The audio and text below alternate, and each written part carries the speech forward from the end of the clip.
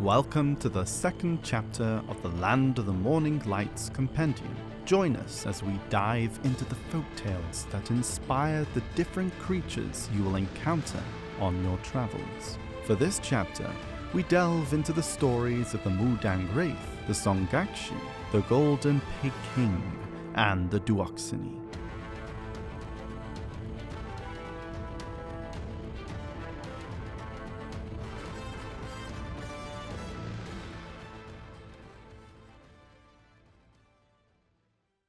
For both the Mudang Wraith and the Songaksi, we will be spending a lot of our time within Bari forest, a place that contains a strong amount of umbral energy that allows creatures that do not belong to this world the ability to walk to the same plane as the living. However, the sacred Dangsan tree and the Mudangs prevent them from doing any harm.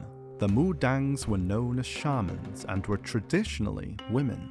Some of their roles involved banishing evil spirits and guiding lost souls to find their path to heaven. The Mudangs tended to the Dangsan tree, known to house the Dangsan guard, providing the Mudang with her abilities. In the Land of the Morning Light, there have been sightings of a Mudang Wraith born from the death of a corrupted Mudang soul. The Mudang Wraith was known to have wronged people in their previous life.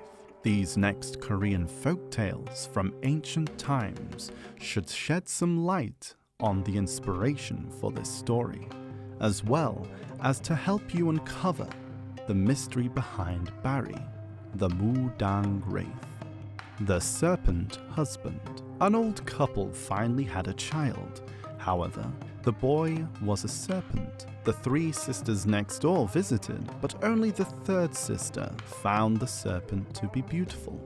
The third sister married the serpent, and it transformed into a handsome scholar at night.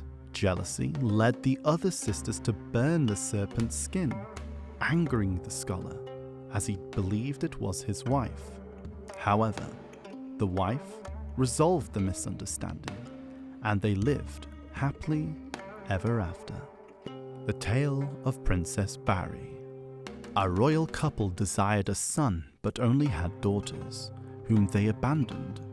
The seventh daughter, Princess Bari, was also abandoned. Saved by an elderly couple, Bari learned her father was sick. Despite her being abandoned, she sought out a miraculous water in the underworld to cure him. Overcoming hardships, she rescued her father and returned to guide the lost souls to heaven. The story revolving around the Mudang Wraith is not black or white. In the end, you will have to make a choice, one that is not so easy to make.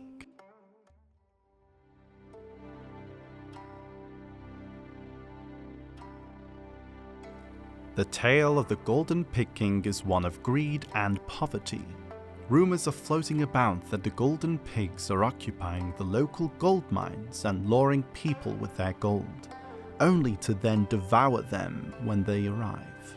And yet, others say that the pigs can smell poverty and help those in need. So which is it? In the Land of the Morning Light, we will go on a quest to discover these mysteries around Dalbol village, which is run by the Hyungam, Jang Ik-soon, a man of little patience and swift punishment.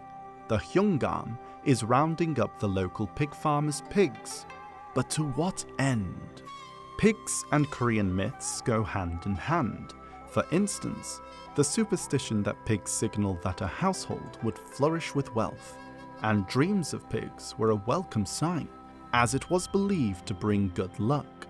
Regardless, for many generations the pig was considered a sacred animal, one with mythical power and believed to be the god of fortune that can bring fortune and happiness to others. It is no surprise that these myths inspired the tale of the Golden Pig King. However, this story is not what it seems, and it's up to you to see what lies beyond the trickery and lies, and I wonder what choice you will make.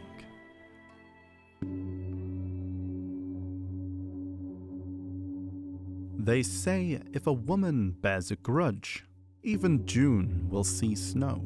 Any man who encounters a Songaksi contracts Gakshi fever. The story behind the Songaksi is a very common ghost tale in Korea.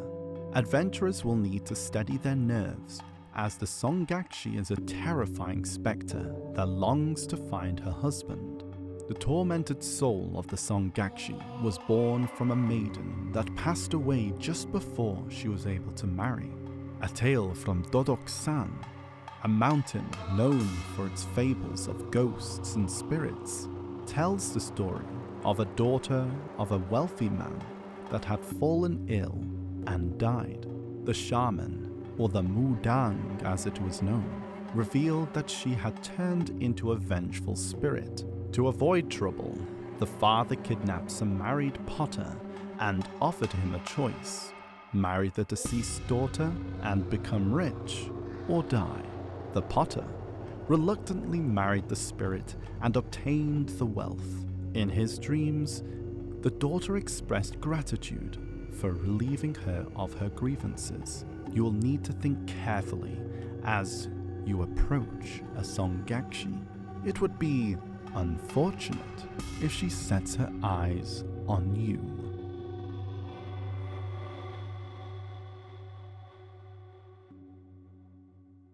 The Duoksini. Mischief, tricks, and challenges, but altogether relatively harmless. The Dokubi are prankster goblins, and the biggest of them all is the Duoksini, the king of the Dokubi. However, the Duoksini's idea of a joke is a bit too much for the people of the Land of the Morning Light to handle. He's raining down thunderbolts in the town of Supmol and threatening its citizens with the Soljakabis. Adventurers are tasked to look into the increasingly problematic goblin. So, who exactly is the Duoksini and his Dokubi? Dokubi are simply put as nature spirits that look like goblins. In Korean folklore, these creatures are created from inanimate objects that were stained with blood, and the stories depict them as evil spirits or harmless tricksters. The Duoksini loves mystic hymns. Mystic hymns being a general name that the Dokubi refer humans to. But for some strange reason, the Duoksini seems to be angry with mystic hymns. I think it's time to get some buckwheat jelly, the Dokubi's favorite food, and then to find some mischievous goblins to see what's going on. Tales about this terrible beast is spreading throughout the Land of the Morning Light, where the Duoksini is throwing a fit of rage, although there may be more to it than meets the eye. So it's up to you, the adventurers, to team up with a band of Dokubi and to figure out what's going on with the king. We hope you enjoyed this compendium and that you have an incredible journey through the Land of the Morning Light.